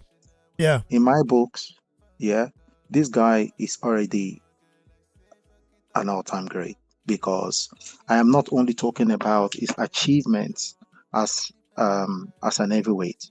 I'm actually talking about his achievement from when he started boxing. Yes, he started, like I said, as a middleweight, but not professionally. But professionally, right? He fought as a cruiserweight. And no matter what you say, he's probably the best cruiserweight of all time. It may be him or Holyfield. It's between the both of them, okay, right? He was undisputed. And another thing you need to consider is that this guy went to people's backyards. All the time he has won a title. All the time he has won a title. He has not won anything on home ground. He has not fought professionally in Ukraine or won a bet in Ukraine. This guy will go to people's backyards. He will beat them up and get their belts. So even as a cruiserweight, as it is, right? You can actually say that this guy was on his way to becoming an all-time great because of what he did as a cruiserweight. Now he has come to heavyweight. Sometimes it is not the volume of your work, It is the quality of what you have done. And as a matter of fact, if we want to look at it, when he came up as an heavyweight, he fought Charles Witherspoon, then he fought Chisora, then he fought AJ, right? And he fought AJ twice. And at the time he fought AJ, right, AJ was the unified champion. Okay, so AJ at the time we all believe would have been maybe top 1, top 2, top 3 best heavyweight in the world. And he came in there and did a job on AJ twice. Yeah. After that, he defended against Dubois, a young lion. He defended against Dubois, a young lion, and he beat Dubois as well. He knocked him out, right? And then after that, he fought Fury. All right. In a lot of people's books, people were saying that Fury is the number 1, or was actually number 1 heavyweight in the world. And what did he do? He almost knocked Fury out. Close. As a matter of fact, in my books, I think he knocked him out. The referee helped Fury. So what I'm saying is, if that don't qualify you as an all-time great, then what will qualify you as an all-time great? So you BBC, you know that I rate AJ, and you know that I like AJ a lot, and you know that I believe also that if AJ gets another chance, he might be able to do it. He might be able to knock Usyk out, but I'm just going based on evidence that the 2 times they have met, he has beaten AJ, and you can't even argue in the manner at which he did defeat AJ. Okay, AJ was close in the 9th round in the second fight, but he was not close enough. He couldn't do it, and AJ gassed out in the 10th round. Usyk took over again. So my thing is like, yes, we might give him props, but I don't want us to give him props and put a but in it. Let's give him his full 100% props without any buts. This guy has gone to every man's backyard. This guy went to the UK in front of 60,000 British fans and defeated AJ. What are we talking about? Then he went to Saudi and did the same thing again, as if the first time was not sure enough. I'm going to do it again to prove it to you guys that as of today, I'm a better fighter than AJ. And not only that, he didn't stop at that. Then he beat Dubois. Then he didn't stop at that. Then he beat Tyson Fury. Please let us give him his 100% props without putting any but or any if or any may or whatever. We don't know if he fights AJ tomorrow. AJ might knock him out in 2 rounds. We don't know that. But what we do know is that he beat AJ. He beat Fury. So that's all I have to say. And as for people saying, did Tyson Fury, did he do better against Usyk, or did AJ do better? Who cares? He beat the both of them. I don't care who did better, who did worse. All I know is that he beat the both of them. And I believe, by what I saw yesterday, if Fury and AJ were to fight each other, AJ will knock him out. Because if AJ were to get Fury the way Usyk got him 2 days ago, it would have been brutal. So right now, Usyk is number 1, AJ is number 2, and the rest, maybe Fury, whatever. In fact, maybe Kabayel is even number 3 in my books right now, and Fury maybe number 4. I may be wrong, but this is just my own opinion. So Usyk is my number 1 heavyweight. It's not my favorite heavyweight. AJ is still my favorite heavyweight, but Usyk is my number 1 heavyweight. I hope that makes sense. Damn, okay. Let Martin talk comment. Marjo, mute him. Martin, yeah. Come in, bro. Yeah, my brother, thank you so much for the contribution. I sincerely not disagree too much what you're saying, except on certain variations. When we talk about who is number 1 right now, Of course, there's no other person other than Usyk. So there's no question or argument about that. But there is how you become so pronounced depending on what and how you beat somebody. Now, when you talk about how Parker beat Shelly Sang, we know by escape. He escaped beating Shelly Jang. So you're not going to say if they come back and fight the second time, something might not go either way. But he still beats him again. Let's say Parker still beats Shelly Jang again. How did he beat him? So that how you beat him. Yeah, you still won. You're the winner. But that counts on how we correct you. Usyk, looking at the fight Usyk fought with Fury yesterday, Fury was careless, my brother. I have watched Usyk fight, almost all his fight. Usyk comes in through angle. If you call him an angular fighter, you're not far from being the truth, saying the truth. But has that way been working for him? Yes, it has been working for him.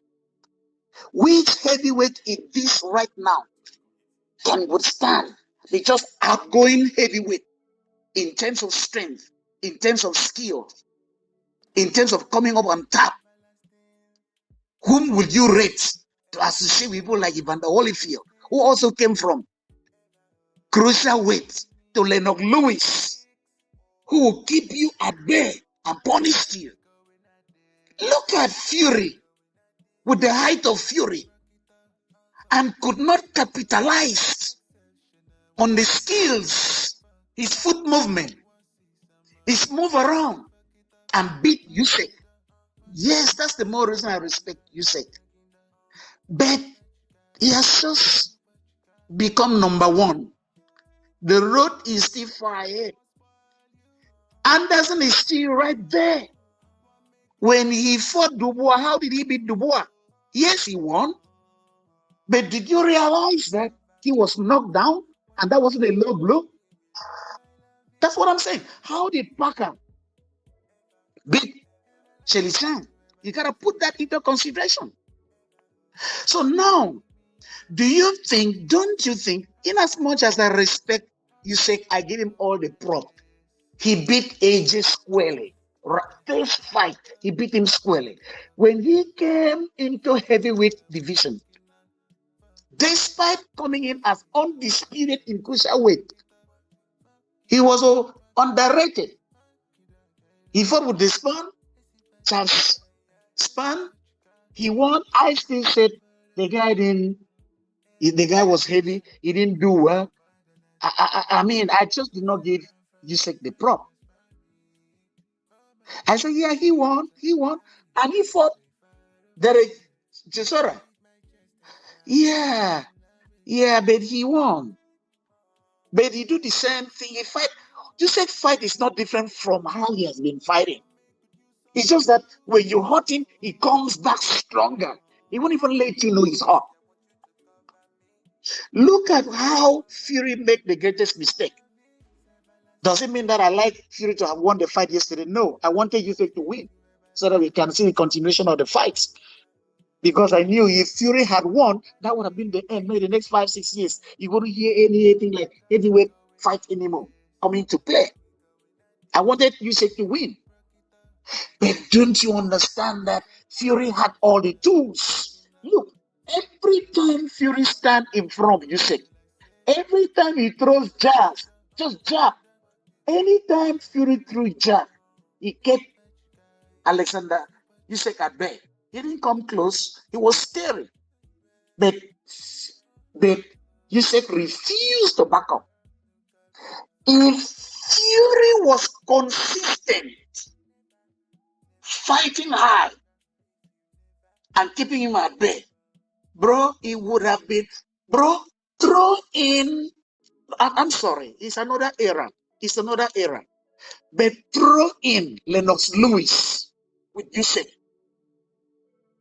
The victoire was very dangerous, skillful, with real rocky stone chin. But how did Lennox fight that fight? But funny enough, though, sorry to interrupt, bro. Funny enough, The first guy to beat David Tua was Ike Biabuchi. Was Ike? Yeah, I know that. Was a Nigerian guy. I watched the fight. Was Ike? Ike was the first guy to discipline the guy. And the guy came back so strong. Does that mean? How did Lennox fight him? He never let him. In fact, Lennox refused to go into negotiation. He made his mind not to let this guy even cross the line. Did Fury did that? Fury is the laziest fighter I've ever seen in that generation. So before we talk about somebody being great and great and great, we run through resume. Bro, if we have to talk more about that, Fury, Usyk harvested it. Who did the rest of the work? The guy that did the whole work, gather all the belts, was AJ. That's not to say AJ can beat Fury. I mean, AJ can beat Usyk if they fight the third time. I'm not saying that. But if AJ could study what Usyk did the last fight, he would get him as fast as round 5, round 7. Because when you stop him from coming to you direct, you position him to come in through either left angle or right angle. And every time you back up on your left angle, you set your right upper cut ready. Because when you give him upper hook, the next thing is to fall. If it is on the left, it's going to fall to your right. And that right, you're not giving him straight. You're giving uppercut. Bro, imagine the punishment Fury could have given to Usyk. Yes, is Usyk great? Yes, he's number 1 in this right now as we are talking. But the field is just been broadened. More guys are coming up. More fights are coming up. So let's see. I respect him. He's number 1 right now. He's number 1. But I'm not going to really judge him because he beat AJ twice. Because he beat Fury. Fury wasn't even number 1. I've been saying it from day 1. Right from day 1. Everyone fought me when I said I have watched Fury. How did Fury win Vladimir Klitschko? It was when Vladimir Klitschko had no more opponent. After Lennox Lewis retired, Klitschko had no opponent. He had fought, destroyed everybody, and lost passion for the boxing. Fury came and harvested it. And when he harvested it, did he go for a rematch? No, he didn't go for a rematch. When Vladimir Klitschko was ready to rematch him, what did he do? He dropped the belt and went on psychopath. And then young AJ was still in Europe, beating people that Kevin Johnson. You know who Kevin Johnson was at that time. He get him up. He got all these guys up. And then why did Fury not fight AJ for all these so many years? And then spotted WBC champion in America, Deontay. Did you see the resume of all the fighters Deontay had? We can say this. Truth is coming to light. Truth is coming to light. How did Deontay do when he fought Tucker? Tucker was a champion. Now we've spent so many years rating Deontay Wilder versus Tyson Fury as all-time best because he held on to WBC belts for how many? For 4 years of not fighting anybody. And so when Fury do his tipsy stuff, and all of a sudden, tipsy is the king. Even best top analysts in boxing said it. I always disagree because I watch all the fights. I watch these fights. This is when the real boxers are showing up. Let's see, where is Fury? Do you think, I said this time and time again, every AJ beat Kubrapulev. Go and watch AJ versus Kubrapulev. Nobody there AJ, no credit. Even though Deontay defeated Robert Helenius through either round 1 or either first round or round 2. But have you guys ever thought if Robert Helenius has escaped that first round? You guys have thought what could have happened to AJ? He defeated Dominic Brazil in round 1. Have you guys ever thought what could have happened to Deontay if Dominic Brazil escaped round 1? And yet, AJ knocked Helenius, I think round 5 or round 7. Nobody gave him no prep. But that was the toughest fight of AJ's career. Go and watch that fight. No one gave him no credit. Simply because, in frustration of trying to gather all the belts, he lost to Anderis Jr. People were still judging him, and he lost to the fat little dude. And this fat little dude has been in America for so many years. Deontay Wilder never won PBC the same, never want to be in the same ring with. Here's a back. Please come back home. I respect Usyk so much. For him to come from where he came from and beat these guys, these significant figures, I respect him. But let's not think it is over. Let him go back and defend the belt 1, 2 times, 3 times. And then that is when all-time great comes in. Let's run through resume. I will not say anything if you don't know resume to come back who is the best in this era. The field has just been opened. Let's see who's going to be the best in this era. Right now, Usyk is number 1. But it's not the best in this era. Openings are still right there. And the opportunity is still going to come. I'm going to put a right stop for now. But he is number 1. Right now, he's number 1. Sorry, Tom, I don't mean to interrupt. I just want to ask you a quick question and I'll mute. Yeah. Just for you to address something. So you said Usyk is not the best of this era. So who is the best of this era so far? None yet. No one is here right now. He is still open. He is number 1 heavyweight belt right now. He's not the best. You have to defend the belts, bro. To be the best. Yeah, but who is the best? That's what I'm asking you right now. Who is the best? He's number 1. He's the best right now. But it's not the best in this era. Because the era is not ended. He is the best right now. He's not the best in this era. He's number 1. That's what I'm saying. He is the first undisputed heavyweight champion in 24 years, going 25 years. The first undisputed heavyweight champion in the 4-belt era. Yeah. And you are telling me he's not the best of this era? He's not the best yet, bro. 24 years, boxing politics prevented undisputed to have happened in 24 years. It was boxing politics. And if not His Excellency from Saudi Arabia stepped in, we still would not have undisputed belt fight. Do you know that Usyk hasn't got long to go? Usyk is now 37. He's 37, and I don't think Usyk is going to fight for more than, I'd say, another 1 year. He probably has. Clinton fought until he was 45 years. It doesn't matter. People have different. The way Usyk fights. If he retired at 44. It doesn't matter. Not everybody has to fight up to that age. No, you just gather the belts. You have to defend it. You cannot retire until you defend the belt with 2-3 people who will retire. You still have 3 more years to do. He has already started the process of defending. He's defended against Dubois. And he might have a couple of more defenses to go in the next couple of years. Before Dubois?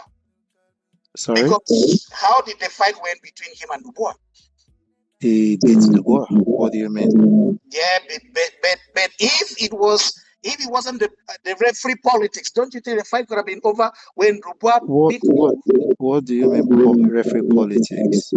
He was rude. He was rude and illegal blow. What? and it was rude and an illegal blow. So Okay. what is the politics there? Bro, It it was wasn't. It wasn't. It wasn't illegal, bro. It's not illegal, bro. It was legit, bro. eh? See, What did you say? You said it was illegal blow? Usyk played a fool of us there. Let's keep it right here. It wasn't illegal blow. It wasn't It was illegal, a bro. legal blow. Just like how you say could have stopped Fury yesterday in round 9. The referee stepped in and was saved by the belt. the boy shot. The Sorry, one boy shot. second. Assuming Okay, go on. the referee did not step in. That could have been enough, bro. That could have won. That thing could have stopped Fury in round 9. The referee did not stop him. Every second can determine what could happen in any fight. That single 2 seconds saved Fury to get to round 12. So, when Usyk fought Dubois, it was a legal blow. The referee gave Usyk time to recover. The match could have ended right there, assuming he had counted it. Emerson, can I just say something real quick? Absolutely, my brother. We're having discussion. Yeah. Do you know that some of the skills of boxing is not only what you do in the fight, it is the overall technique. Usyk was quite hurt, right, from that shot from Dubois. But we cannot ascertain how hurt it was. It might just be playing the game. Because, see, when you want to win a fight, you have to bring everything into play. It's like going into a battle. You know, when you're going into a battle, I mean, we all watch all these ancient movies, right? It's not only what they do on the battlefield, it is also some of the little tricks. See, as long as the referee allows it, yeah, there is nothing anyone can do about it. So when Dubois went there and basically almost got Usyk out, the way Usyk reacted, if that reaction, I'm not sure if the reaction was genuine or not. But what I do know is that when it was time for him to get up, okay, look at it this way. How come after that round, when Dubois got him, Dubois hit him again around the same spot over and over again? And still, Dubois couldn't get him out. He couldn't knock him out. Look at that fight against Fury on Saturday. Fury targeted his body. So I think we are overestimating or over-exaggerating this whole thing of Usyk being weak to the body. I think we're over-exaggerating the whole thing.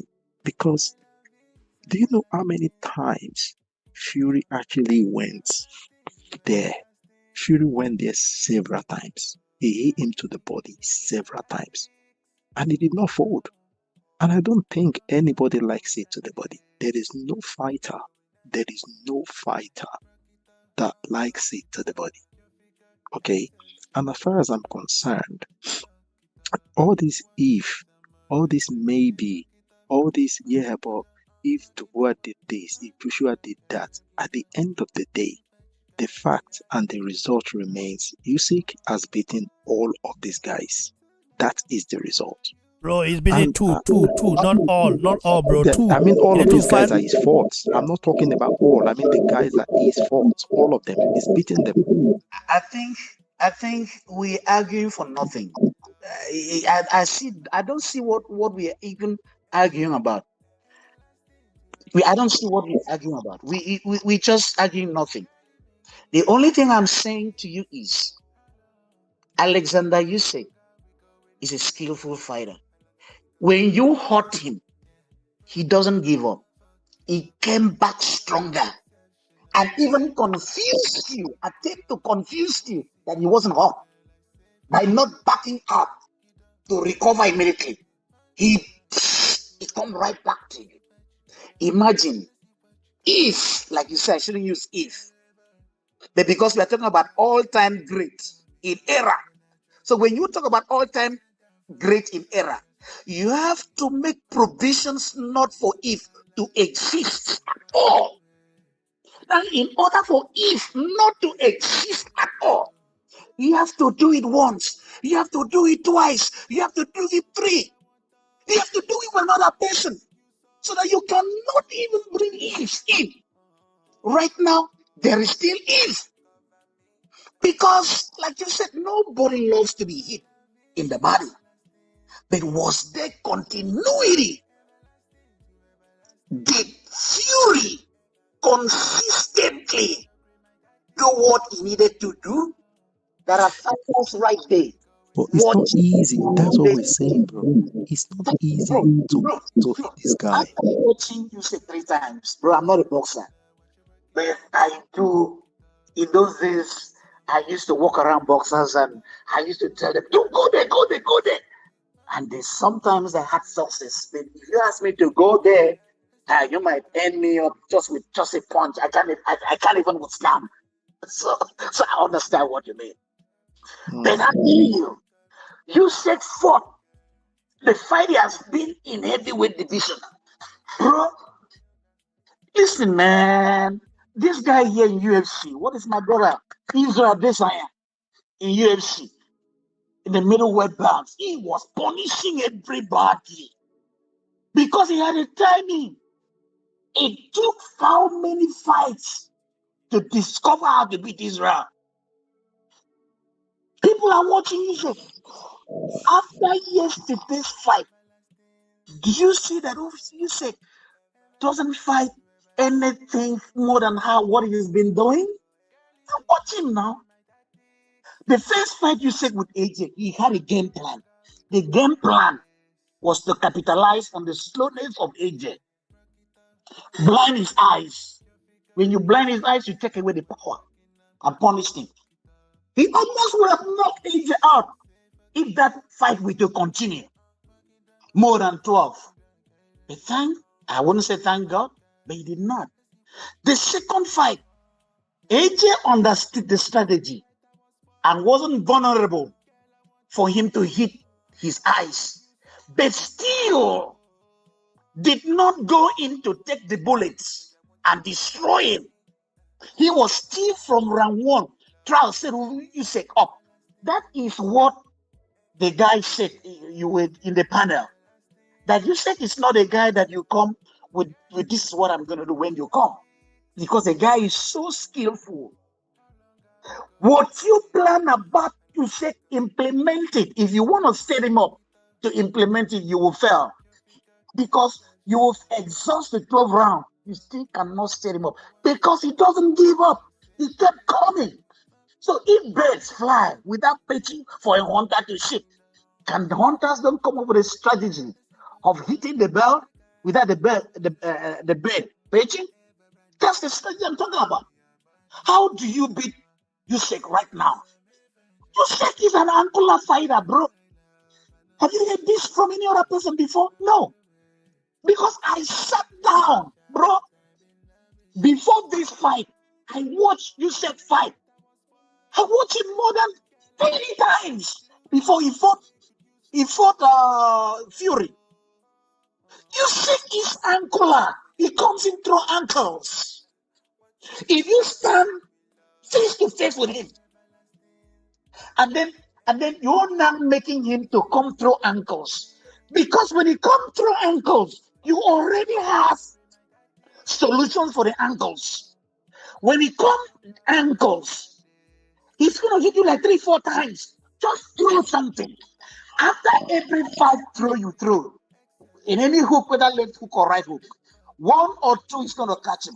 And every time you throw left or right hook, if you were to throw right hook, get ready to send in the center the right uppercut. You're going to get him. If you can get in the uppercut, then target the body. Bro, that is what I've discovered how to beat Usyk. And what will he produce again after fighting the same way he's been fighting for 3-4 heavyweight division? What changes will he bring in? One, he's not that powerful with the two hands like Mike Tyson was. That once he jump in the round one, he can finish in round one or round two. You gotta keep purposing to punish you to win you. You gotta throw in so many jabs. So why waiting for him to be purposing that jabs?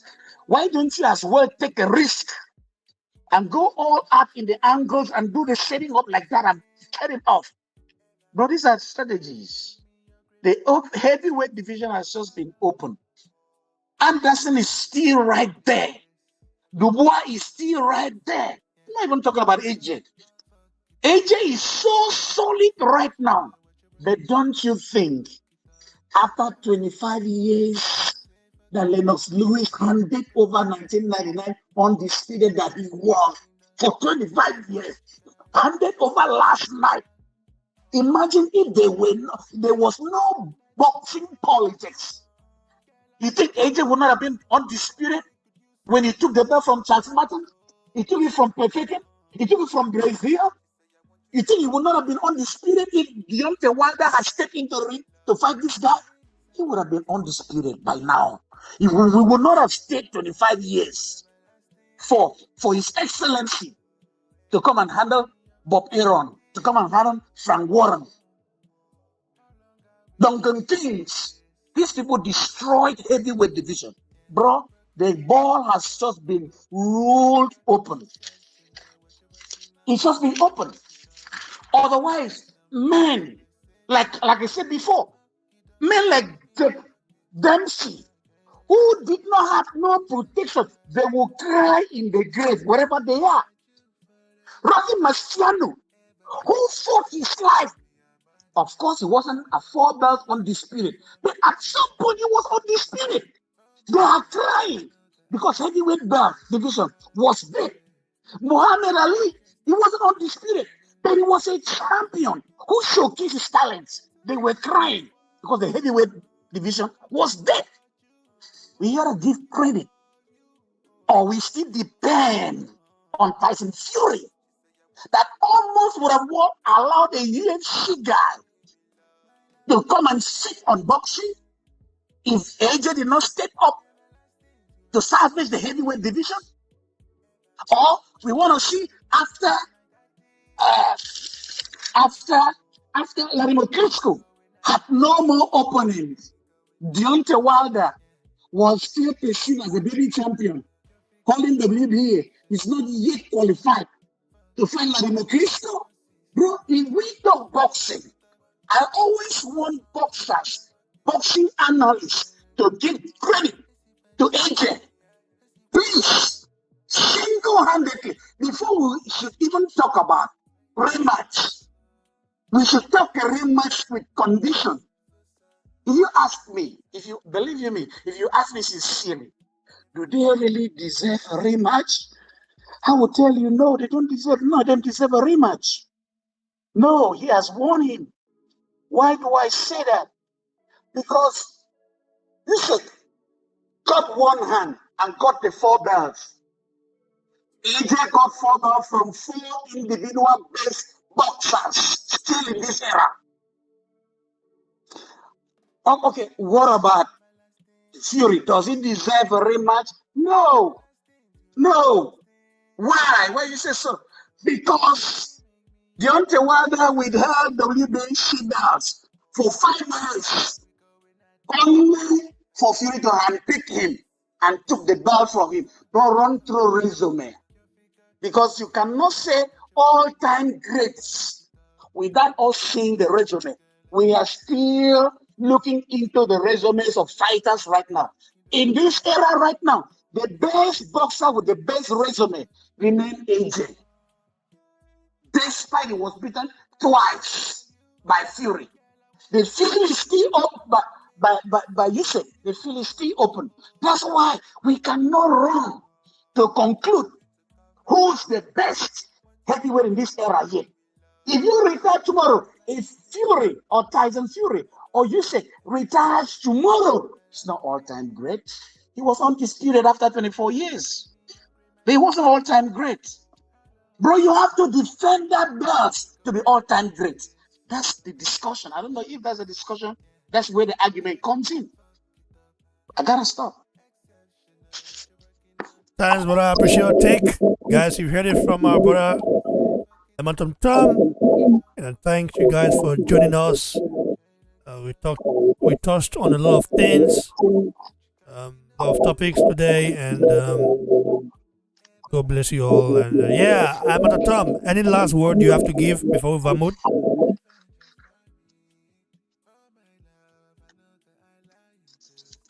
Yeah, I just want to thank my brother. He's I listen to this guy. He's one of the best analysts we have in this station. My brother that is with us right now. I always he's one of the good analysts you have in BBC, man. I want to thank him so much. And I also want to thank all the listeners out there. We have so much BBC, we have so much to offer you. Just sit tuned and listen. We will bring you what you need to hear about boxing. We're not doing politics here. We say it the way it is. And we promised you more huge packages coming your way. Bro, Dimitri Bivol is not in Saudi, bro. We have to talk about that card as well at some point. When you are available, it'd be nice. Oh, what did you say? I said we have to talk about the whole card of that June 1st, coming up 2 weeks time. Okay, sure. So when you're available, let's do that, bro. Let's break down all the fights and stuff like that. Stay blessed, bro. God bless you. Thank you. Bless you too, bro. Cheers. So guys, that was it. Thanks to each and every one of you. I think we got new subscribers as well, and I appreciate you guys for support the channel, coming through, and yeah, it's been very fun so far.